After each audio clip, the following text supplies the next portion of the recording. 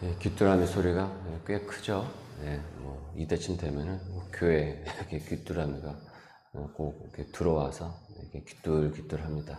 여러분들 그냥 그거 이해하시고 말씀 들으시면 될 것 같습니다. 어제 우리 말씀에서 아브람은 그 애굽으로 기근을 피해 갔다가 그 호된 경험을 했습니다. 꾀를 부려서 아내를 누이라고 이제 속이고 그렇게 해서라도 이제 목숨을 연명을 하려고 했다가 오히려 그 자기 꾀에 빠져서 위기를 겪었죠. 아브람은 그 방법이 가장 현실적인 방법이라고 생각을 했지만은 실은 스스로 그 함정에 빠지는 길이었습니다. 우리도 살면서 그런 실수들을 할 때가 많죠. 이것이 가장 현실적인 방법이야. 이것이 가장 적절한 방법이다 라고 생각을 했습니다.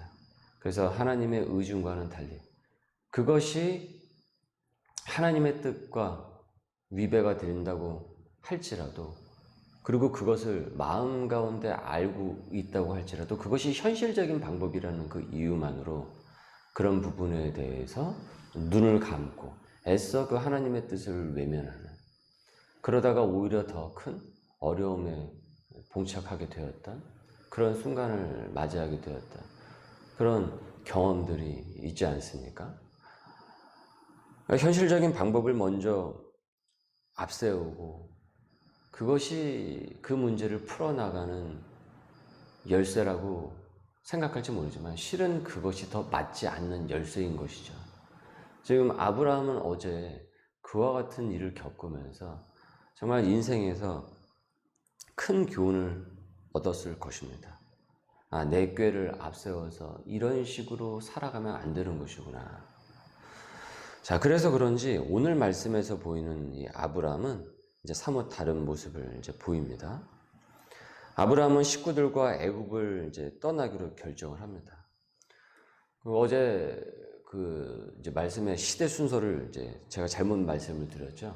그래서 출애굽이 이후고 이제 이 아브라함이 여기서부터 이제 시작이 되는 건데 마치 이제 그때서부터 시작이 된 것처럼 제가 혼동을 해서 이제 말씀을 드려서 혹시나 물론 뭐 교우님들은 이제 잘 새겨 들으셨겠지만은 혹시나 혼동이 있었던 부분에 대해서 죄송하고요. 이 아브라함은 이 식구들과 이 애굽을 떠나기로 이제 결정을 하고 그 다음에 이제 네겝으로 이제 올라갔습니다. 그리고 네겝에서도 얼마 살지 않고 뭐 이곳 저곳을 이제 유랑을 하다가 이 정착할 곳을 이제 찾았는데 이 베델 부근에 이른 것입니다. 그런데 그곳은 이제 제단을 쌓고 여호와의 이름을 불렀던 곳이었거든요. 그러니까 그에게는 은혜의 장소였던 셈인 것이죠. 3절에 그가 네겝에서부터 길을 떠나 베델에 이르며 베델과 아이 사이 곧 전에 장막 쳤던 곳에 이르니 그가 처음으로 제단을 쌓은 곳이라. 그가 거기서 여호와의 이름을 불렀더라. 그런데 아쉽게도 그 주변은 그 장소에서 이제 장막을 쳤던 곳에 이르렀는데 이 장소가 비좁았던 것입니다. 이 조카 롯이 아브라함과 이제 동행을 했는데 그의 가축 등 그의 그 재산과 이 아브라함의 이 재산물들이 공존을 하기에는 어려움이 컸던 것입니다. 당시에 그 재산은 대체로 이제 가축이었으니까요. 급기야 그 사이에서 이제 싸움이 일어나고 이제 다투는 일도 잦아집니다. 말씀을 보십시오. 6절에 그 땅에 그들이 동거하기에 넉넉하지 못하였으니 이는 그들의 소유가 많아서 동거할 수 없었습니다. 그러므로 아브라함의 가축의 목자와 롯의 가축의 목자가 서로 다투고 또 가나안 사람과 브리스 사람도 그 땅에 거주하였는지라. 이 소유가 많아진 것입니다. 이 당시에 이 아브라함은 사실 이 거부라고 할 수가 있었거든요. 그러니까 하나님의 이 축복을 많이 받아서 이들의 그 소유가 점점 이 재산이 축적이 되어서 이제 많아졌던 것이죠.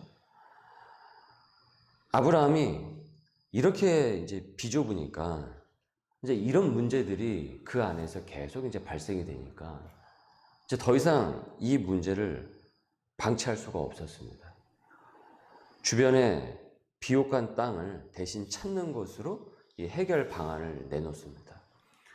그런데 이 땅을 선택할 수 있는 그 우선권을 먼저 이 조카 롯에게 제시를 한 것이죠. 만일 아브라함이 너는 조카니까 내가 먼저 선택을 하겠다고, 아니, 순서가 있지. 내가 먼저 하겠다라고 하면서 으름장을 놓았다고 한다면은 그 집안 싸움으로까지 번져갈 수 있을 뻔했는데 아브라함이 미리 그냥 본인이 알아서 양보를 하겠다라고 하니까 이 두 사람의 이 갈등은 그냥 쉽게 그 해소가 되는 것입니다. 지금 이 금호 그룹에서 이제 금호 석유죠. 거기서 지금 그 가족 간의 그 기업 경영인들 간에 지금 분쟁이 많이 있습니다. 그래서 지금 이 친척끼리 지금 이 소유권 전쟁으로 계속 여러 얘기가 계속 나오고 있어요. 기업은 좋은데 그런 일들이 계속 벌어지니까 어떻겠습니까? 당연히 세간의 하마평에 다 계속 오를 수밖에 없고 그 기업이 더 좋은 평가를 받을 수 있음에도 불구하고 더 좋은 평가를 받지 못한 일들이 계속 벌어지게 되는 것이죠. 그래서 막 조카의 난이다 막 이런 일들이 계속 벌어진단 말이에요. 근데 지금 여기서 보이는 이 아브라함과 이 조카 롯은 미리 아브라함이 이 대승적인 차원에서 본인이 알아서 그냥 미리 양보를 해버리니까 지금 이게 굉장히 큰 싸움으로 번질 수 있는 문제거든요. 재산권 문제이기 때문에. 이 돈에 걸린 문제는 사실은 가족도 없는 것이지 않습니까? 세상에서 그런 모습을 많이 보잖아요. 아니, 부모 사이, 형제 사이에서도 갈라놓을 수 있는 게 바로 이 돈 문제란 말이에요. 그런데 지금 이 아브라함이 아예 그냥 본인이 이 조카에게 양보를 해버리는 거예요. 그러니 두 사람의 그 갈등의 씨앗이 자랄래야 자랄 수가 없습니다. 왜요? 그 씨앗을 아예 심어 놓지 않은 거죠. 아브라함이 미리 양보를 함을 통해서. 우리가 교회의 이 사명을, 우리가 교회 사역을 할 때 절대적인 것, 즉 복음의 어떤 그 순수성, 그리고 진리를 고수하는 것, 그래서 우리 교리의 그 말씀을 고수하는 것, 이런 것에 대해서는 우리가 양보를 하거나 그런 부분에 대해서는 절대 세상과 타협할 수는 없죠. 예배를 타협을 한다고 하거나 말씀을 타협한다거나 우리의 기도를 드리는 모임이나 이런 것들을 타협을 해서는 절대 안 되겠죠. 세상에. 하지만 이 진리를 고수하는 것은 우리가 반드시 지켜야 되겠지만은 이 실생활에서 일어날 수 있는 일들은 크리스찬이 이 양보의 미덕을 보일 필요가 있습니다. 먼저 알아서 이 상대적인 것이라고 한다면, 절대적인 것이라면 우리가 반드시 그것을 지켜야 되지만 진리에 따르게, 하지만 상대적인 것이다, 일상생활에서 일어날 수 있는 상대적인 것이다 라는 것은 양보의 미덕을 크리스찬들이 먼저 보일 수 있어야 된다. 여기 교회 주차장 어떻습니까? 아주 좁죠? 몇 대 세우지도 못하고. 근데 전에 1층에서 장사하시던 분이 그 자리를 때로는 차를 2대씩이나 세워놓고 먼저 본인이 세입을 했기 때문에 그 우선권을 주장을 했습니다.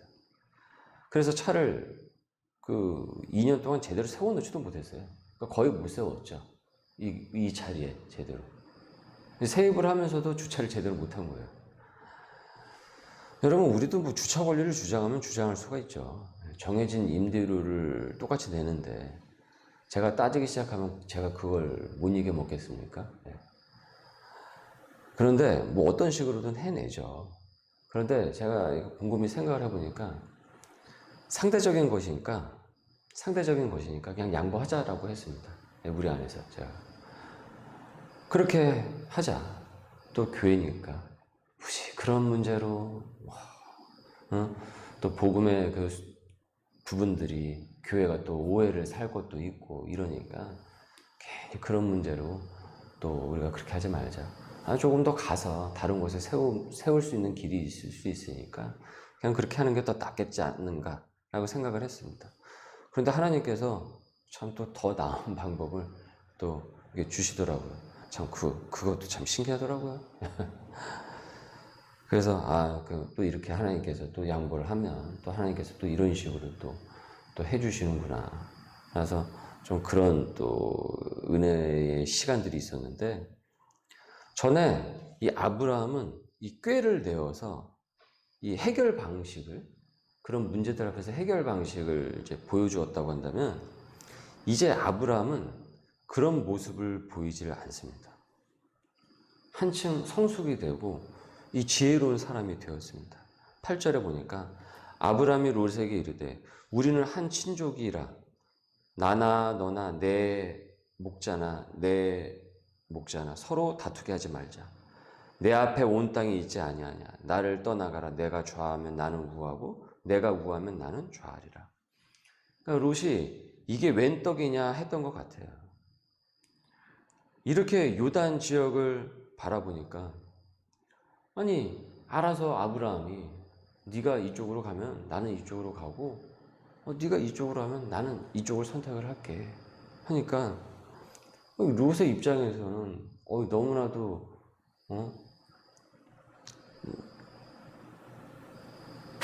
그렇게 하니까 고맙죠. 그래서 롯이 이게 요단 지역을 이렇게 쭉 바라봤는데 이 소돔과 고모라 지역이 보이는 겁니다. 보니까 무엇이라고 했습니까? 말씀을 보니까 애굽 땅처럼 풍요로워 보이는 것이었습니다. 애굽 땅처럼 풍요로워 보였던 것입니다. 그러니까 롯의 그 시각은 어디를 향해 있었던 것입니까? 애굽 땅과 같은 곳이면 됐던 것이에요. 근데 우리가 알다시피 이 애굽 땅은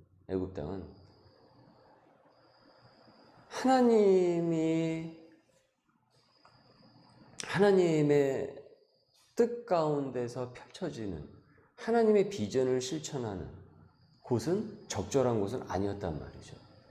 그런데 롯은 그런 곳을 똑같이 찾았던 것이에요. 그러니까 딱 보니까 소돔과 고모라가 어떻습니까? 아주 좋아 보였던 것이죠. 아주 좋아 보였던 것이죠. 그러니까 롯의 눈은 그곳이 죄악이든 뭐든 그런 거 상관이 없는 거예요. 일단 거기와 비슷하면 되는 것입니다. 그래서 죄악의 도시 소돔을 향해서 있었던 것이죠. 반면 아브라함은 척박하고 다시 땅을 개간을 하고 수고해야 하는 땅을 향하여서 있었어요. 14절입니다. 롯이 아브라함을 떠난 후에 여호와께서 아브라함에게 이르시되 너는 눈을 들어 너 있는 곳에서 북쪽과 남쪽 그리고 동쪽과 서쪽을 바라보라. 보이는 땅을 내가 너와 내 자손에게 주리니 영원히 이르리라. 하나님께서는 아브라함에게 척박해 보이는 그 땅을 제시를 하십니다. 어째서 그럴까?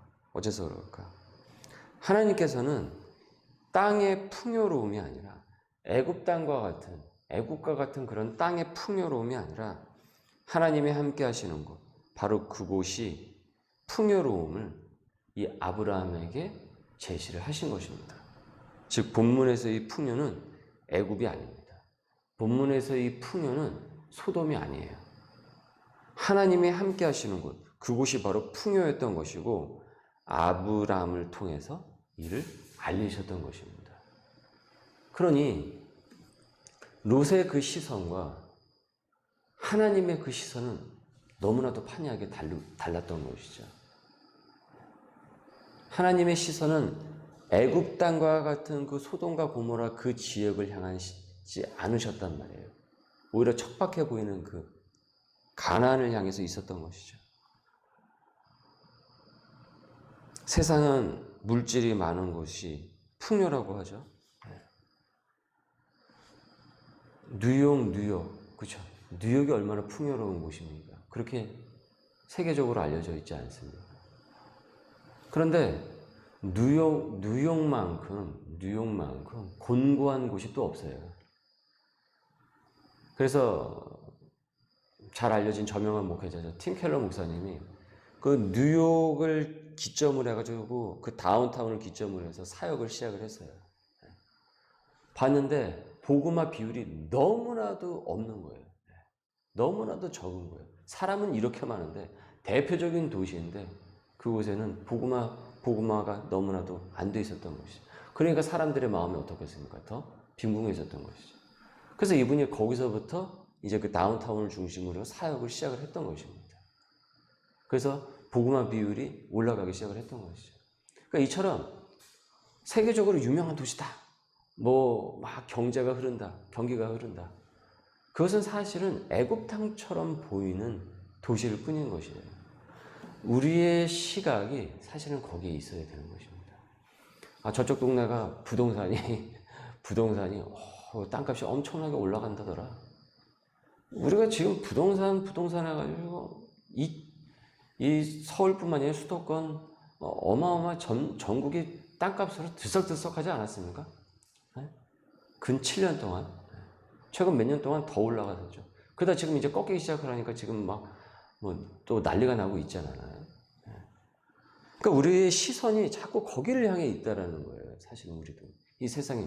여러분 이것이 여기와 지금 우리 시대가 다를 것 같습니까? 지금 요때 시대하고 우리 시대하고 지금 다를 것 같습니까? 아닙니다. 그렇지 않습니다. 하나님께서는 아브라함에게 룻의 시선이 아닌 새로운 하나님의 시각을 그에게 제시를 하신 것이에요. 그리고 아브라함은 그 말씀에 순종하면서 거기에 따라가게 되는 것이죠. 아브라함은 깨달았을 것입니다. 진정한 풍요는 하나님이 함께 하시는 것. 거기가 바로 풍요로운 곳이구나. 오늘 우리는 바로 하나님이 함께 하시는 것. 그곳이 바로 하나님의 집이고 우리 집임을 우리가 깨닫게 됩니다. 여러분, 우리의 집은 하나님이 함께 하시는 것. 그곳이 바로 우리의 집인 것입니다. 고린도전서 3장 16절에 이렇게 말씀했습니다. 너희는 너희가 하나님의 성전인 것과 하나님의 성령이 너희 안에 계시는 것을 알지 못하느냐. 성령 충만한 것이 결국은 풍요로운 것이라는 것이죠. 여러분, 나의 집에 하나님이 계십니까? 우리의 가정에 하나님이 말씀이 살아있습니까? 돈은 있는데 혹시 말씀은 없는 것 아니냐? 그렇다고 한다면 그건 빈궁한 것입니다. 여러분, 우리의 가정에 기도와 말씀에 그 중심이 서 있습니까? 그러면은 그곳에서 하나님은 당신의 부유함을, 풍요로움을 그분의 방식으로, 그분의 시각으로, 그분의 시선으로 우리에게 제시하시고 우리에게 주실 것입니다. 17절에 보니까 너는 일어나 그 땅을 종과 횡으로 두루 다녀보라. 내가 그것을 내게 주리라. 그곳은 애굽 땅처럼 보이는 곳은 아니었어요. 애굽 땅과 달랐습니다. 롯이 바라본 소돔과 고모라의 그 지역과는 달랐어요. 그러나 하나님께서는 아브라함에게 말씀해요. 종과 횡으로 두루두루 다녀봐봐. 두루두루 다녀봐라. 내가 그것을 내게 주리라. 18절. 이에 아브라함이 장막을 옮겨 헤브론에 있는 마문의 상수리 숲에 이르러 거주하면서 거기서 여호와를 위하여 제단을 쌓았더라. 하나님께 예배를 드린 것이죠. 그래서 아브라함은 제단을 쌓으면서 주님과 함께 그곳에서 새로운 출발의 열정을 서나가고 있습니다. 결국 아브라함이 선택한 그 땅이 결국은 풍요로운 땅이었습니다. 그래서 젖과 꿀이 흐르는 땅이 되는 것입니다. 후에 인간적인 계산과 욕심이 난무하는 이 시대에 그것이 풍요로움이라고 우리를 속이는 이 시대에 성령으로 충만한 우리 소명의 가정들이 될 수 있기를 주님의 이름으로 소망합니다. 기도합니다. 하나님 감사합니다. 오늘도 저희들에게 귀한 말씀의 은혜를 주심을 감사드립니다. 진정한 풍요로움은 주님과 함께 있는 그곳, 결국은 그곳이 풍요로운 곳이고 그곳이 결국은 하나님의 백성의 집이고 우리 소명인의 집인 줄 주님 믿습니다.